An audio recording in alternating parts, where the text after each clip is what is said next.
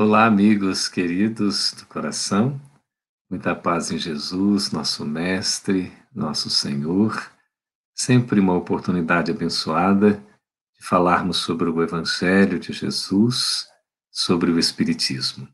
O Evangelho de Jesus é um roteiro na nossa vida e o Espiritismo é uma luz que ilumina o nosso caminho, de tal maneira que a gente tem segurança para seguir esse roteiro de felicidade que possa nos trazer a plenitude e possamos nos sentir em paz, sobretudo pelo dever retamente cumprido, quando a nossa consciência vai então nos aprovar em nossos atos, nos nossos pensamentos, nas nossas palavras. E a gente tem, diante dos momentos que estamos vivendo, desafios muito grandes a enfrentar, principalmente aqueles que dizem respeito ao nosso interior. Vivemos momentos decisivos da necessidade de um testemunho pessoal intransferível, impostergável. Não dá mais para adiar diante de momentos, diante da oportunidade dos tempos chegados que estão a nosso dispor, mas que a gente possa aproveitar adequadamente. Por isso, esse enfrentamento íntimo, ele é indispensável. Vivemos uma verdadeira batalha conosco mesmos, no sentido do bem e do mal, da luz e das trevas, e a gente fica, assim, às vezes titubeando, nos sentimos um tanto quanto inseguros, e qual o melhor rumo a tomar? Qual decisão, afinal de contas, adotar? Quando nós temos o Evangelho de Jesus como roteiro, o Espiritismo como luz, nós não temos dúvida. Fica mais fácil porque, com certeza, como nos ensina o querido Adolfo Bezerra de Menezes, aquele que se coloca como o servidor mínimo e paternal de sempre, na psicofonia do abençoado apóstolo do bem Divaldo Pereira Franco, Bezerra de Menezes se coloca como um pai, né? Ele vai dizer para nós e nós estamos nesses momentos de desafio que, de fato, não há mais como adiar o nosso compromisso com a fé que abraçamos, com a necessidade da vivência dos postulados espiritistas, no esforço pessoal de sempre fazer o melhor ao nosso alcance, e ele então nos ensina que não dá mais para transferir, não dá mais para adiar, não dá mais para esperar, porque esse é o momento chegado. E, evidentemente, diante do contexto, nós vamos atravessar momentos difíceis, cruciais, desafiadores, de crise, que nos colocarão à prova, mas nós jamais estaremos desassistidos, abandonados, jamais estaremos assim deixados pela providência divina, que sempre vela por nós, sempre olha cuidadosamente.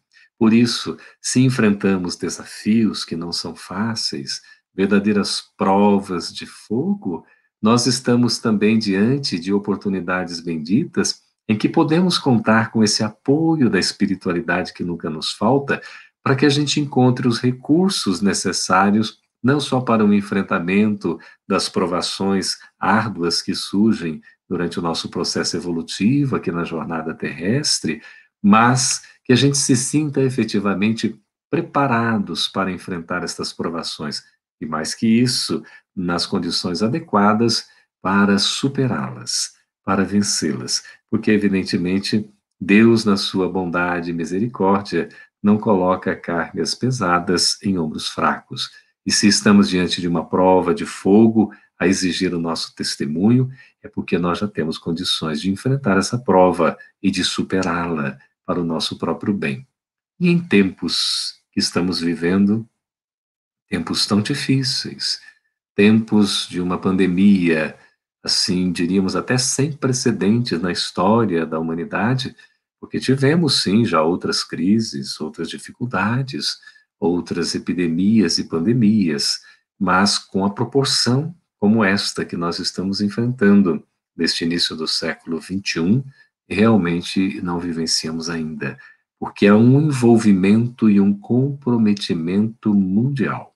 É uma aprovação coletiva mundial que envolve todos os países. E a gente assim fica pensando, sentindo, e muitas vezes nos batem aquelas emoções um tanto quanto desalinhadas. Pode surgir uma certa angústia, né, que é um sentimento íntimo em que parece que a gente está um tanto quanto triste. Pode bater aquele desânimo em que a gente parece não estar devidamente preparado. E são nesses momentos que nós somos convidados, e mais do que isso, diante de tudo que nós estamos vivendo, convocados a essa viagem para dentro de nós mesmos. E não há nada melhor do que o recolhimento espiritual.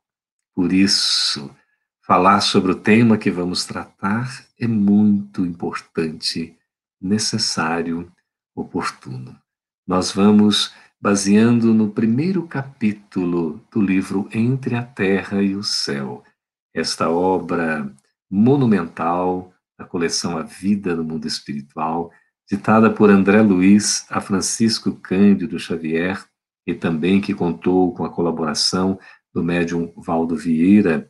Nós temos ensinamentos preciosos em torno da vida no mundo espiritual, das experiências que este médico da Terra e trabalhador do plano superior ou do plano de necessidade também vem nos trazer, como ensinos, como experiências, como vivências, como testemunhos, seja dele próprio, seja daqueles que ele traz ao nosso círculo para que possam nos servir de exemplo. Pessoas comuns, pessoas que têm os seus enfrentamentos, as suas dificuldades, como logo aqui, ao redigir a apresentação da obra, Emmanuel nos ensina. André Luiz nos traz nesta obra exatamente os testemunhos, as vivências, as experiências de irmãos nossos em humanidade, nessa trajetória evolutiva que estão seguindo também os seus cursos, enfrentando os seus percalços, mas sempre com o esforço, sempre na busca do entendimento, da compreensão e do acerto. Por isso, a narrativa geralmente romanceada de André Luiz nos facilita muito a compreensão de como se dá exatamente essa relação entre os dois planos da vida, o material com o espiritual, como essa realidade do outro lado, esta vida que nos aguarda a todos, que foi trazida sobretudo por Allan Kardec na obra O Céu e o Inferno, e que André Luiz agora materializa através da sua literatura, tão assim envolvente, cativante, esclarecedora e consoladora para todos nós. E nesse primeiro capítulo da obra Entre a Terra e o Céu, que compõe a coleção A Vida no Mundo Espiritual, nós vamos ter um assunto em torno da prece. E a gente vai ver assim, logo de início, que eu queria até perguntar para vocês se a prece é importante na nossa vida. Por quê? Será que a prece tem algum valor na nossa existência? Por que é necessário orar? Qual a diferença que a prece pode fazer na nossa existência? E é tão interessante, né, meus amigos queridos do coração, quando a gente vai estudar o Livro dos Espíritos, que é a obra básica do Espiritismo, logo na sua terceira parte, que vai dar toda a fundamentação para depois Kardec organizar o Evangelho segundo o Espiritismo, quando trata das leis morais, que são exatamente os ensinos morais do Cristo, a gente vê na terceira parte do Livro dos Espíritos os 12 capítulos que vão compor estas leis morais, começando um quando fala das leis naturais, das leis divinas, e encerrando com a perfeição moral, não é? Da perfeição moral. Mas quando entra na primeira lei, que seria esta lei, digamos assim, que envolve a lei moral do Cristo, a primeira lei que é colocada é a lei de adoração. E é nesta adoração que está exatamente inserido o conteúdo sobre a prece, sobre a oração. Porque nós, assim como ensina os espíritos superiores na organização de Allan Kardec, a prece ela atende a três requisitos. Pela prece a gente pode pedir, pode agradecer e pode louvar. Pedir é o que a gente mais faz, né? A gente pede, pede o tempo todo, nós estamos pedindo para que sejam atendidas as nossas necessidades. Muitas vezes não sabemos o que pedimos, pedimos o que não devemos e, evidentemente, não seremos atendidos. Então, saiamos da ilusão de que todo pedido que a gente fizer vai ser atendido. Claro que toda prece tem resposta. Nunca uma prece ficará sem resposta. Mas a resposta que a gente vai obter pela prece ou como resultado da prece é aquela resposta que a gente precisa obter pela nossa necessidade e merecimento. Não é necessariamente aquela que a gente gostaria de receber, não é? Porque tantas coisas que a gente pede e não sabe nem o que está pedindo, e evidentemente, pela misericórdia divina, a gente acaba não recebendo, e ainda bem que seja assim, porque senão imagina se os nossos caprichos fossem atendidos. Então a prece não é para fazer pedidos para o nosso capricho, nosso amor próprio, nosso egoísmo, nosso orgulho. Isso não é prece. Isso é uma forma da gente querer utilizar algum recurso que é benéfico para atender a ainda um desejo inferior, a um vício. E, evidentemente, aí nós não estaremos nos conectando com o plano superior. A prece é uma forma de conexão com a espiritualidade maior. É quando nós entramos em comunhão, em contato, em comunicação com os amigos espirituais a quem a gente se dirige, para que haja essa sintonia, essa afinidade. Então a prece nos eleva ao padrão, como nos ensina lá o Espírito da Verdade. Pela prece a gente se aproxima de Deus, porque a gente conversa com Deus. A prece é uma forma da gente se comunicar na nossa intimidade com o nosso Pai. É uma conversa de filho para pai, de pai para filho. Na verdade, a gente vai tentar falar com Deus. Se eu quiser falar com Deus, como nos diz o poeta, é preciso que a gente tenha uma série de requisitos. O recolhimento é um deles. Qual o sacrifício mais agradável a Deus? Exatamente, a gente quando nos recolhermos na intimidade do nosso aposento, né, do nosso quarto, que nós possamos depositar no altar ali a nossa oferenda. Qual oferenda vai ser essa? Exatamente a oferenda do nosso coração purificado, sem mágoa, sem rancor, não é? Sem ódios, sem vingança, porque a prece vai nos predispor a esta melhoria. Por isso, também ensina o Espírito da Verdade que a prece torna melhor o homem, porque nos aproxima de Deus. É uma forma da gente conversar com Deus. Então a prece serve muito para pedir. A gente pede e devemos pedir. É até bom que a gente peça, mas que a gente saiba o que nós estejamos pedindo. Sabe que o ato de pedir não deixa de ser um ato de, assim, de esforço de humildade, né? Porque às vezes aquele indivíduo que nunca pede, ele pode estar demonstrando até um orgulho. Não, nunca peço, nunca preciso. Não. Não, Deus sabe o que eu preciso, os espíritos sabem do que eu necessito, então para que eu vou pedir? Não, Deus sabe do que a gente precisa, os espíritos também, que são aqueles elevados, eles sabem do que a gente precisa. A questão não é de Deus ou dos espíritos, a questão é nossa. É a nossa postura diante, né, do pedido que a gente faça, porque nós vamos estar nos abrindo. Aí entra a humildade, o esforço da humildade, abrindo para aprender, abrindo para receber, reconhecendo que tem necessidade, né, que a gente não é um super-homem, não é Mulher Maravilha, a gente precisa de ajuda. Então, e a gente vê, é costumeiro esses espíritos que são mais elevados, eles também pedirem prece para eles mesmos, né? Quando tem um círculo de amizade, às vezes assim, a gente já viu. Eu percebi, por exemplo, amigos assim que têm uma certa elevação espiritual, diante de determinadas circunstâncias, falam, olha, ore aí por mim, viu? Ore por nós. Então, como é importante esse pedido de prece, não tem problema. E a gente na prece faz pedido, né? Pedido para muita coisa. Só não pode pedir o que não cabe, o que não deve, né? A gente vai pedir coisas materiais, facilidades. A prece não vai tirar de nós a prova, a dificuldade, o obstáculo. É claro que não. Não vai tirar, digamos assim, aquela pedra que está no caminho, não é? Na verdade, a gente tem que, pelo nosso esforço, por exemplo, pela lucidez que advém da prece, porque a prece nos dá uma fé lúcida, a gente tem um raciocínio mais claro, então a gente encontra a lucidez para tomar uma melhor decisão, de escolher o melhor caminho. Não é um obstáculo, um empecilho, um desafio que vai sair da nossa frente. Pelo contrário, nós vamos angariar força por intermédio da prece, e isso é que a gente deve pedir. Pedir força, pedir amparo, pedir assistência, pedir que a gente tenha paciência, não é isso? E a gente fazer por merecer, fazer o nosso esforço para ter tudo isso, porque não adianta só pedir e cruzar os braços. Ó, já pedi, então, que Deus faça a parte deles, amigos espirituais, já fiz a minha parte, que eu já pedi. Não, não vamos ser também assim, digamos, né, é, ingênuos, ou às vezes, né, maliciosos até, porque, vamos ser sinceros, vamos ser honestos conosco mesmo. Não adianta vir com essa fim de Deus toda hipocrisia,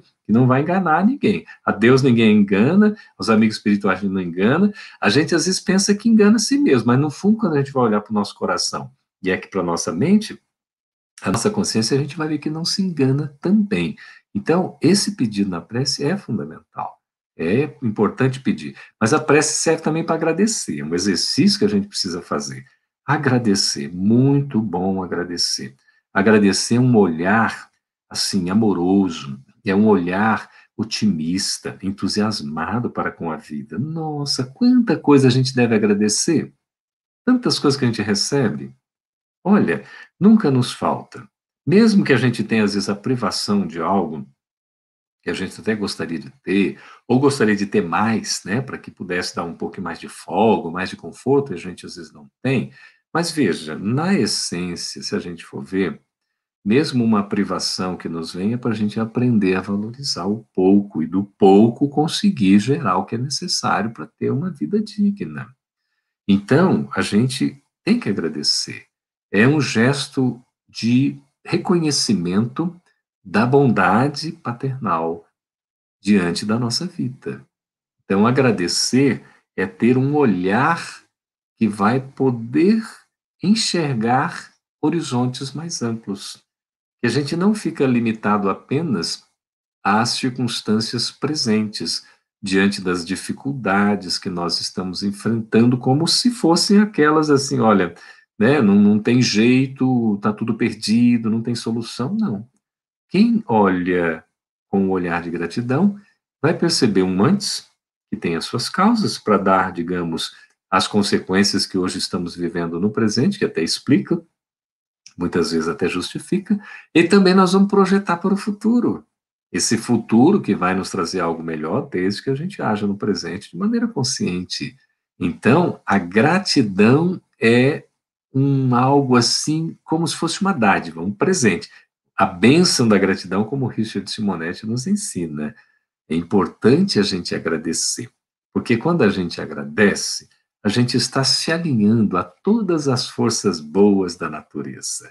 Nós estamos, assim, angariando a simpatia dos amigos espirituais bondosos que têm um interesse em nos ajudar.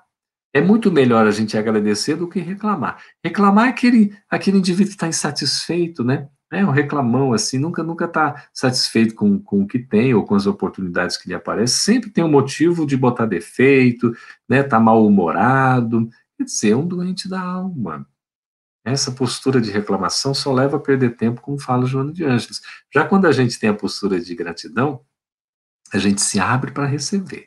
E quanto mais a gente agradece, mais merecedores nós seremos de bênçãos divinas. Então a gratidão nos enriquece, porque a gente está pronto para dar, para doar, é um devotamento. E quanto mais a gente doa na matemática evangélica, mais a gente tem para doar. É como o amor, quanto mais se ama, mais amor se tem para amar. Não é tão lindo? É isso, essa gratidão. Olhar tudo que a gente recebe, a natureza, né? Os nossos irmãos que estão do nosso lado, os entes queridos, né? Tantas oportunidades, os amigos, né? Colegas de trabalho. Olha quanta coisa boa, os recursos que a gente tem, não é? Essa gratidão, ela nos dá, assim, um ânimo para viver, porque a gente fica de bem com a vida, né? Aquele que agradece tem alegria de viver, é uma pessoa jubilosa, ela se entusiasma, ela se sente disposta, porque ela está sempre vendo o melhor, vendo a boa parte, enxergando com os bons olhos. Isso não significa que a gente vai ser assim iludido, né? A gente, não vai deixar de ver a realidade. Não, não é nesse sentido também. Nós estamos no mundo, temos que enfrentar, não é, os seus desafios, percalços, evidentemente, mas a gratidão faz assim como se fosse uma abertura do caminho, né? Se o evangelho é o roteiro, né? Se o espiritismo é uma luz, quando a gente agradece, nós estamos usando, né, esse roteiro com a luz para facilitar a nossa caminhada. Fica tudo mais fácil, porque a nossa postura, a nossa disposição íntima, ela já é mais aquela animada, é aquela que quer realmente empreender, quer fazer o melhor. E assim a gente deve, quanto mais agradecer, realmente melhor agradecer a Deus, agradecer a Jesus, agradecer a Ismael, agradecer a Bezerra de Menezes, agradecer a Chico, né, André Luiz, e, mano, nossos amigos espirituais, quanto a gente tem a agradecer, nós nunca estamos sozinhos, meus irmãos. E também a prece, segundo o Espírito da Verdade nos ensina, serve para louvar. Louvar é uma coisa que a gente não sabe nem o que é louvar. Louvar é curtir a vida com o coração. É sentir Deus dentro de nós. Louvar é manifestar naturalmente pelo nosso olhar a admiração diante da beleza natural que a criação divina nos expõe. Isso é louvar, um respirar diante de um ambiente livre.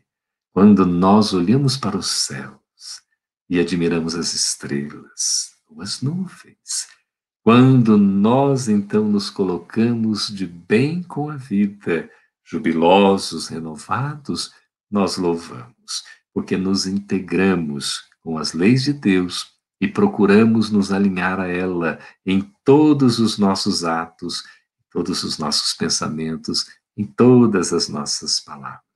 Louvar é necessário, porque nos faz reconhecer a presença de Deus na intimidade do nosso coração.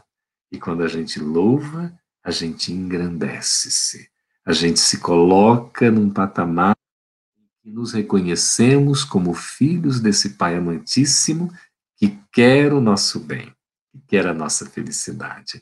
Então, o louvor é um estado de graça, é um estado que a gente conquista pela realização íntima de um bem-estar espiritual e que a gente alimenta com a força da vontade e um pensamento reto, sempre direcionado para o amor.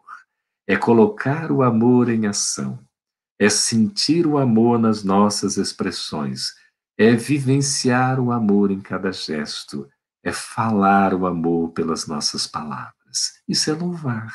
Louvar a Deus, louvar a Jesus, louvar os amigos espirituais, louvar aqueles que nos acompanham, a quem a gente tanto deve a gratidão, além de pedir ajuda também. Então, a prece é esse recurso maravilhoso que a gente precisa utilizar mais cotidianamente na nossa vida. Poderíamos perguntar, mas quantas vezes, Campete, eu devo orar por dia? Quantas vezes forem necessárias, né? Para facilitar, eu costumo dar um exemplo assim, quantas vezes a gente se alimenta por dia? Quanto a gente come no dia, né? A gente come, tem um café da manhã, depois, né, tem um almoço, geralmente tem um lanche, né? Aí depois eu tenho, alguns costumam jantar ou fazer outro lanche, enfim. Sabe o quê? 3, 4, 5 refeições ao dia? Então a gente pode tomar como parâmetro. A oração é um alimento espiritual. Então, a gente pode aproveitar essa, digamos, essa identificação aí com o alimento material, que a gente, né, faz várias refeições diariamente, então aproveitar também esse paralelo no momento do alimento material, a gente aproveita e já também usufrui de um alimento espiritual pela oração. Vamos agradecer, né, ali o alimento que nós estamos recebendo, agradecer pela vida, vamos louvar o nosso Criador e a sua criação, vamos pedir forças para que tudo seja abençoado, né? Que todo esse alimento que a gente vai estar ingerindo, enfim, nos tragam vida. Então, a gente aproveita esse momento e também fazer a oração intercessória em benefício daqueles que precisam. A gente costuma orar assim, sempre no início do dia. É muito bom. Nesses tempos de pandemia, por exemplo, que acaba fazendo coisas diferentes que a gente às vezes não fazia, né? Ou não faria numa normalidade, entre aspas, porque a gente diz, agora vem um novo normal. Que novo normal é esse? Que normal que era o que a gente vivia? O que vem é o futuro, que já está vindo, a gente precisa aproveitar dignamente. Então, veja, o que nós estamos vivenciando nesse momento de pandemia, que é uma aprovação coletiva mundial, é uma oportunidade da gente se recolher. E esse recolhimento é a prece. E a gente faz isso que é no culto do Evangelho no lar, que a gente pode fazer, inclusive, amigos queridos do coração, todos os dias. Reunir quem está em casa, né? Assim, a mãe, o pai, quem puder, né? Os filhos, os irmãos, junta ali e faz uma leitura, faz uma prece, lê o Evangelho, breves comentários, uma prece. É uma prece sempre de início, uma prece final, uma prece de agradecimento, uma prece de pedido para aqueles outros que são também integrantes da família, encarnados e desencarnados, essa prece que vai interceder em benefício, né, do outro. Isso é muito bom. Então, logo de manhã já fazer a prece, não é a oportunidade. Assim como vem o café da manhã, a gente já vem com a prece, aí na hora do almoço também, né, outra prece e tal. E, evidentemente, ao longo do dia a gente pode orar, porque não precisa ter postura, assim, no sentido, eu tenho que ficar em pé, não, eu tenho que me ajoelhar, eu tenho que sentar, eu tenho que deitar, não. A prece não exige nenhuma posição externa, porque a prece é um recolhimento íntimo. Então, é a nossa postura no pensamento e no sentimento. O que vale na prece é a nossa conexão pelo sentimento, pelo pensamento. Não é a questão de uma postura externa. Lembremos lá do Evangelho, né? Daquele fariseu e do publicano. O fariseu fazendo a prece assim, eu não sou como aquele ali, tudo, imagina. Vai fazer uma prece externa, né, para se mostrar. Aí o outro, ele não se sentia nem digno e tudo. Então, na prece, a gente tem que se recolher na nossa pequenez, né? Pedindo ajuda e tudo mais, com gestos de humildade. Se a gente não tem, tem que fazer esforço para conquistar. E sempre a prece antes de dormir. Essa prece é fundamental para a gente poder, inclusive, fazer uma avaliação de tudo que aconteceu, nos prepararmos para o sono. A gente se prepara adequadamente pela oração, uma leitura saudável, faz uma oração e vamos para o recolhimento. Quando a gente acorda, Manuel Filomeno de Miranda, pela psicografia de Divaldo Pereira Franco, ele nos orienta. É bom também a gente já começar assim, antes da gente se levantar, porque a gente às vezes vai levantando, já vai fazendo as coisas, nem para, né, para dar uma refletida, uma pensada, uma prece, não. Senta a cama e fica ali alguns momentinhos. Isso é um hábito muito interessante, né? E aí, nesse momento, a gente vai fazer uma prece. Fica ali concentrado, silêncio. Se quiser ler uma página, lê, vai ser bom, sem dúvida. Faça uma prece. Ele diz que nesse momento de, assim, né, de recobrar a vigilância, a gente está acordando, despertando, se a gente já se conecta com a espiritualidade superior, nos conectamos com a espiritualidade superior, vai ser mais fácil a gente acessar os arquivos, né, do que aconteceu durante o sono. Então a gente vai recobrar a memória e muitas vezes trazer à tona ali mensagens, lembranças possivelmente que tenham sido esquecidas ou perdidas no momento, né, da vigilância, do estado de estar acordado. E aí ele recomenda, se a gente fizer esse exercício, uma espécie de reflexão, a meditação ali, a oração, a gente tende a se recordar do que nós vivenciamos durante o período de desprendimento no sono físico. E dali a gente pode tirar muitas lições. Imagina, né, já trazer o início do dia com várias reflexões, com ensinamentos que a gente recebeu, né, dos amigos espirituais, para a gente se preparar cada vez mais para a nossa jornada. E aqui nós temos nesse primeiro capítulo do livro Entre a Terra e o Céu, olha que livro bonito, bonita capa, né, e o conteúdo também excelente aqui, a presença, né, de Chico Xavier, que a gente deve tanto, esse apóstolo do bem, esse homem, amor, né, a caridade em ação, tanto nos ofertou como renúncia e devotamento, e era a humildade, a caridade, né, o exemplo mesmo de um homem de bem que nos demonstrou nas suas atitudes. A gente não fala aqui elogiando, mesmo porque já está desencarnado, não precisa dos nossos elogios, mas é a questão de servir para nós de um exemplo a ser seguido. E ele então psicografou aqui nesse livro, a gente tem aqui em torno da prece, que é o primeiro capítulo, que diz assim: no Templo do Socorro, esse Templo do Socorro era uma instituição lá da cidade espiritual em que André Luiz habitava, né, que é nosso lar. Então, o Templo do Socorro era uma instituição de nosso lar. O ministro Clarencio, um dos ministros que acompanhou André Luiz desde o início, você se lembra lá de nosso lar? Um velhinho simpático, né, que quando André Luiz ora, olha a importância da oração. Ele praticamente estava lá estagiando no umbral, lá, sofrendo e tudo, há 8 anos, né? Ou seja, isso mesmo. Deixou de receber a ajuda? Será que ficou desamparado, desassistido? Será que ficou largado, abandonado pela misericórdia divina? Nunca, nunca. Ele sempre estava sendo ajudado pela mãezinha querida, que nunca o esqueceu, e por intercessão dela, esses amigos espirituais também, um deles, ministro Clarencio, assistindo, assim como outros que acompanhavam também André Luiz, sempre prontos ali, quer dizer, quando tivesse uma oportunidade, eles estariam trazendo André Luiz. E foi o que aconteceu, mas foram necessários praticamente 8 anos ali de um estado de sofrimento, né? De angústias, né? De depuração, enfim, para poder ele fazer uma prece. Porque quando ele faz uma prece, ele se conecta. Prece é um elemento de conexão. Pela sintonia, pela afinidade, pela frequência, a gente se eleva e aí nos abrimos para receber ajuda. E ele pediu socorro, e aí ele pôde ver ao lado dele amigos que estavam ajudando, não é? Aí sim, não é que ele não estivesse sozinho, abandonado, não, ele não percebia. Sempre estava possível o auxílio para ser conectado, desde que ele se abrisse para receber. E ele se abriu através da prece. E foi nesse momento, ao orar, que ele sentiu a presença e foi então resgatado para a colônia Nosso Lar. Saiu do umbral e foi para o Nosso Lar. Quer dizer, relativamente, porque o umbral está localizado, o Nosso Lar está localizado no umbral também, né? Mas ele foi para esse, digamos, posto de socorro e tudo mais e recebeu toda a ajuda. Ah, você não sabia que nosso lar está localizado no umbral? A gente às vezes fica querendo ir para o nosso lar e tudo, né? E vai para o umbral. Não, claro que não. A gente sabe da cidade maravilhosa que é, localizada acima, né, do Rio de Janeiro. Aí, para quem nós estamos nos dirigindo, especialmente aos nossos irmãos, né, do Grupo Espírita André Luiz, uma satisfação estar aqui com vocês, viu, queridos amigos e irmãos? Parabéns pelo, né, o aniversário da casa, nesse mês tão bonito, né? Que Jesus os abençoe todos, a todos. Então, diz assim Clarencio, né, comentava a sublimidade da prece. A prece é sublime. E nós o ouvíamos com a melhor atenção. Como é bom, gente, né? Na condição de aprendiz, a gente fica prestando atenção ali em quem está nos falando. Todo desejo, dizia convincente, ele estava firme ali, é manancial de poder. Todo desejo é manancial de poder. Por isso que a gente tem que tomar cuidado com o que nós desejamos. Melhor desejar o bem, né? Porque é o poder do bem.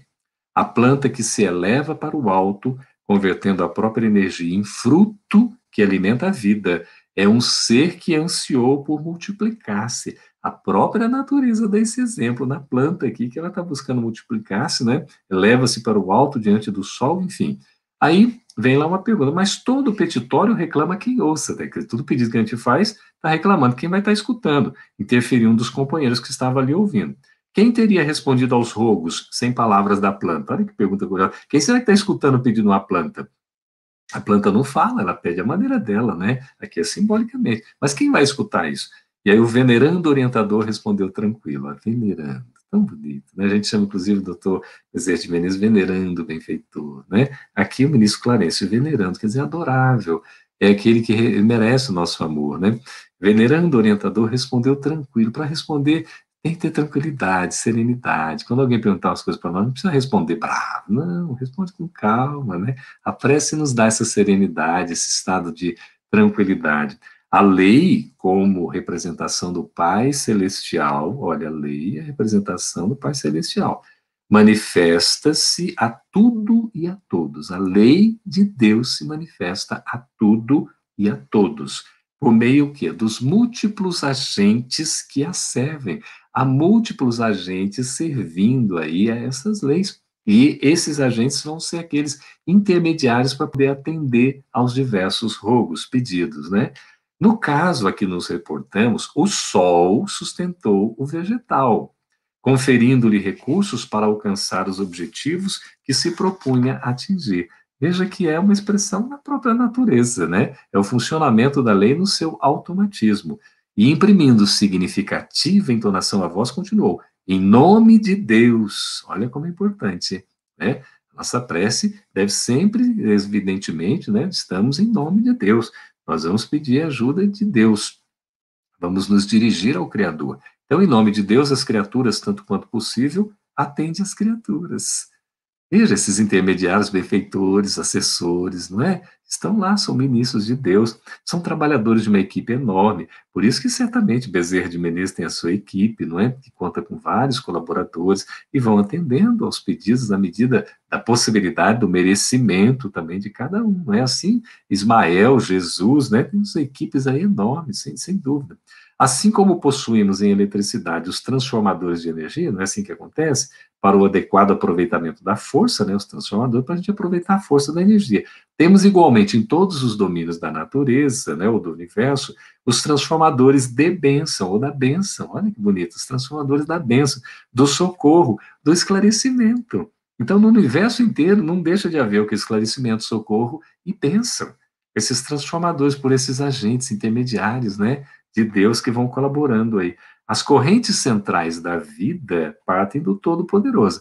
Então, as correntes centrais da vida vêm de Deus, que é o Todo-Poderoso, e descem a fluxo. Olha só, vão descendo, vão se espalhando, transubstanciadas de maneira infinita. Então, nunca falta a força de Deus em todos os cantos e rincões de todos os espaços, em toda a natureza, em todo o universo. Da luz suprema à treva total, e vice-versa, temos o fluxo e o refluxo do sopro do Criador.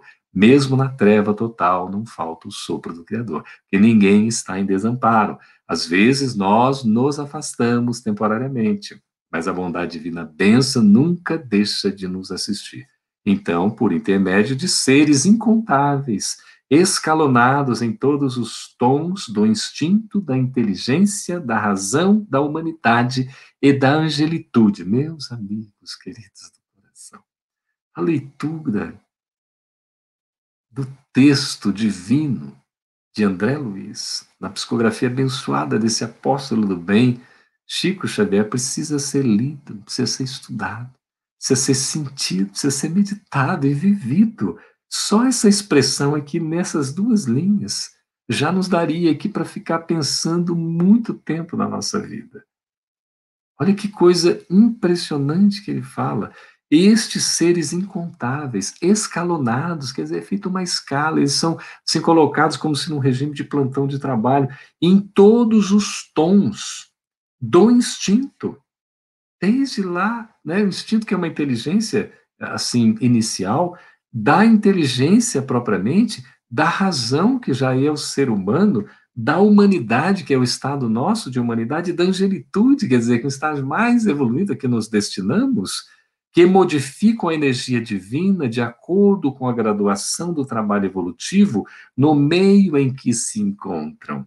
Então, sempre existe em todos os reinos da natureza esse apoio, através dos fluxos energéticos da bondade divina, utilizando-se destes instrumentos. Cada degrau da vida está superlotado por milhões de criaturas. Olha, cada degrau da vida, milhões e milhões de criaturas. Deus cria, que é uma coisa de doido, né? Que maravilha. O caminho da ascensão espiritual é bem aquela escada milagrosa da visão de Jacó. Lembra da escada de Jacó? Aqui está colocando que é isso aqui não é só uma visão simbólica, realmente é uma visão realista. Ali mostra numa simbologia de uma escada, mas exatamente esse processo todo de interação entre a terra e o céu, essa conexão que existe e esses espaços todos preenchidos pelo trabalho ativo, dinâmico da vontade de Deus se movimentando através das suas criaturas em benefício das suas próprias criaturas, né? Então, que passava pela terra e se perdia nos céus. A prece, aí diz, então, esse nosso benfeitor aqui, que é o ministro Clarencio. Qualquer que ela seja, a prece é ação provocando a reação que lhe corresponde. Por isso a prece é importante. É uma ação que vai ter uma reação correspondente.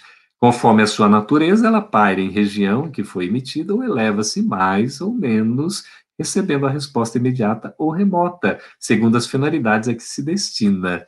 Então, ela pode receber uma resposta mais imediata ou mais remota, mais demorada, mais lá para frente, né, de acordo com a necessidade e merecimento de cada um.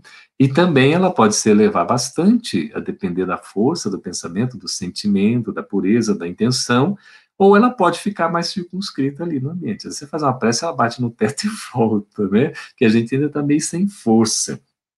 Mas, de qualquer maneira, já é um esforço nosso. Né? Sempre há uma conexão. Então, conforme a sua natureza, ela vai parar numa região ali ou vai se elevar, né? Desejos banais, veja, aqueles desejos fúteis e tudo, encontram realização próxima na própria esfera em que surge. Aí uma conexão que se estabelece. Impulsos de expressão algo mais nobres são amparados pelas almas que se enobreceram. Então, ideais e petições de significação profunda da imortalidade também remontam às alturas. Veja, cada um está sintonizado de acordo com a sua possibilidade, né?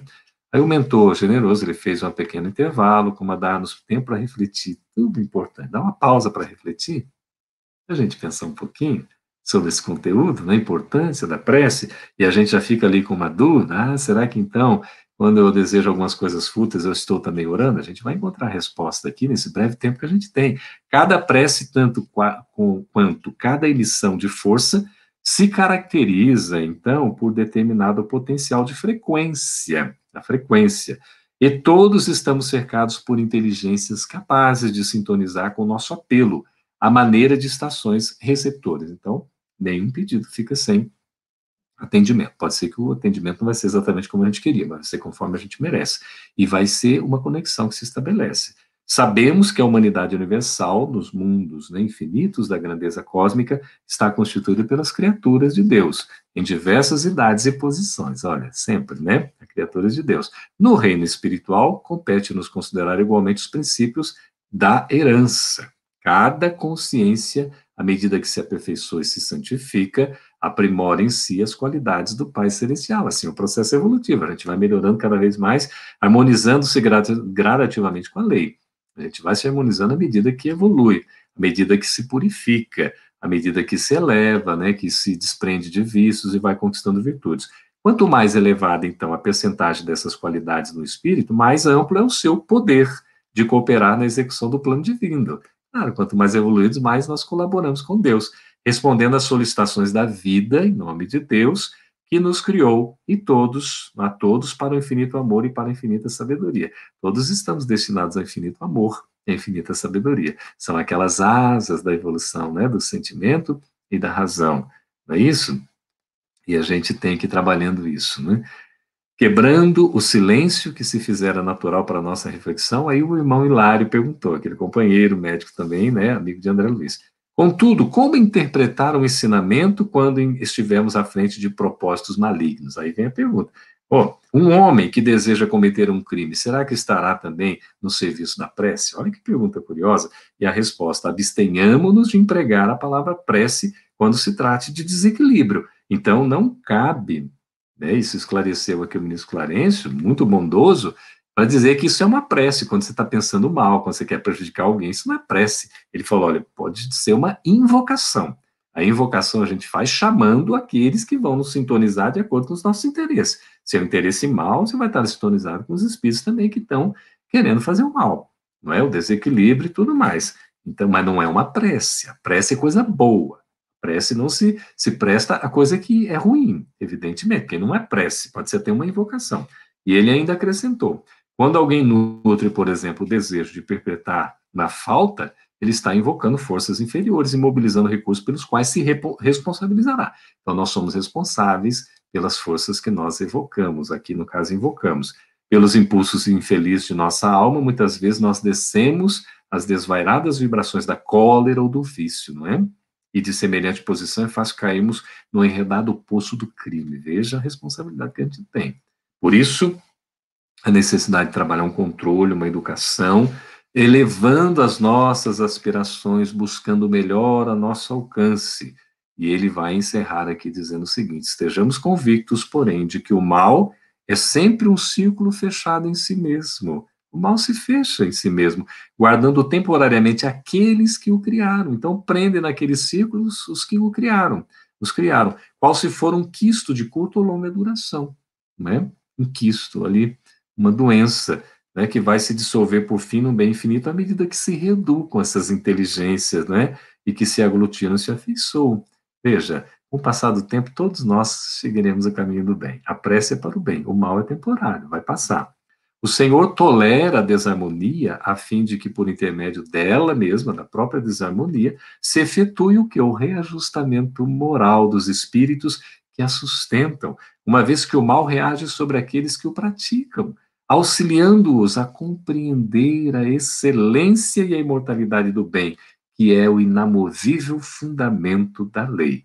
Isso aqui é recorrente na obra de André Luiz. A gente vai ver em vários livros que do próprio mal Deus tira o bem para educar as criaturas, porque o mal vem das próprias criaturas, não vem de Deus. Deus é tão misericordioso que ele permite que assim aconteça, porque se a gente se desviou, gerou o mal, temporariamente o alimentamos, Deus tira desse mal o bem. Assim tira aqui, às vezes, de uma desarmonia, a necessidade do equilíbrio, não é? Não é que a gente precisa ser desarmonizado e passar pelo mal para chegar à harmonia e chegar ao bem, não. Isso a gente faz porque nós cometemos o pecado, erramos o alvo, aí vamos responder por isso. Mas Deus, como é bondoso e misericordioso, ele nos dá essa possibilidade, então, da gente chegar ao caminho do bem, mesmo passando por essas fieiras tortuosas. Todos somos senhores de nossas criações, a responsabilidade de criar o bem, e ao mesmo tempo delas escravos infortunados ou felizes tutelados, não é? Depende das consequências do que a gente estiver também pensando. Pedimos e obtemos, mas pagaremos por todas as aquisições. Tá vendo? A gente vai acabar recebendo o que nós estamos pedindo, mas nós somos responsáveis por aquilo que a gente vai receber. A responsabilidade, então, é princípio divino a que ninguém poderá fugir. Assim, ele fecha, depois vai entrar no outro capítulo. Veja como é importante. Nós somos responsáveis. E a prece é esse recurso valiosíssimo de nós nos sintonizarmos com o bem. Por isso, eu gostaria de convidá-los para que nesses momentos finais das nossas palavras, nós já agradecemos a presença de todos vocês, a paciência em nos ouvir, e a gente considerar que a prece, como esse gesto, essa atitude, essa postura íntima, que nos colocamos humildemente, reconhecendo a nossa pequenez diante desse grande Criador. A gente pode entender, por exemplo, com André Luiz também, no livro Mecanismos da Mediunidade, que orar constitui a fórmula básica da renovação íntima, pela qual o divino entendimento desce do coração da vida para a vida do coração. Nós estamos pela prece, nos reformando intimamente, nos melhorando, para que a gente possa levar os nossos pensamentos a Deus, nosso Pai. Agradecendo a este Senhor da vida, de amor e de bondade, a Jesus, o nosso Mestre divino e querido amigo e irmão. Agradecer a Ismael, condutor do Brasil, da nossa nação. Agradecer a Bezerra de Menezes, que nos conduz nos trabalhos de propagação desta doutrina abençoada, que é o Espiritismo, a quem agradecemos a Allan Kardec, a codificação aqui na Terra. Agradecer a André Luiz, a Emmanuel, a Chico Xavier, a tantos espíritos amigos que nos transmitem paz, luz, consolo, edificação. Ó Senhor, por tudo isso, queremos agradecer esse momento tão sublime em que podemos, assim, confraternizar espiritualmente das benesses do vosso Evangelho, na vossa mensagem de ensinos morais que nos tocam profundamente, para que possamos nos sentir, enfim, filhos de Deus, nosso Pai. Ó Jesus amigo, fica conosco, Senhor, assim também como estaremos contigo hoje, agora e sempre. Receba o meu abraço virtual, queridos amigos e irmãos, meu beijo no coração, gratidão e até uma próxima oportunidade.